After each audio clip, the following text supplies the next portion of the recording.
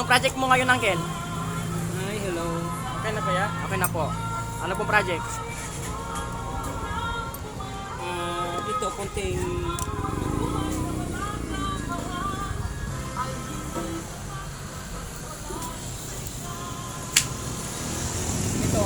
itong pagpapalit natin ng lining, pangkaraniwan na rin yan sa mga mekaniko. Kasi marami nang magagaling dyan. Kaya ito parang tip lang. O kung matutulog kami ng araw.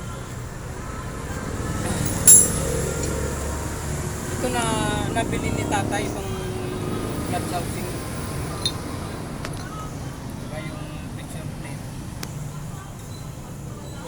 Ito pwede pa kasi hindi pa malalim. Kaya titignan natin ito. Ang problema ni tatay dito sa motor, dito kay Rossi 150. Euro. Euro. Sorry. Euro 150 bumibitaw. Kapag nagpapatakbo siya ng motor,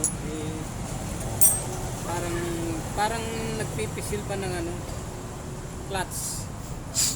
Kaya hindi siya makatakbo. Kaya nagpapalit siya ng lining. Kabisado na ni tatay kasi siguro lagi niyang nagagamit yung motor, kaya alam niya. Kaya ito magpapalit na tayo ng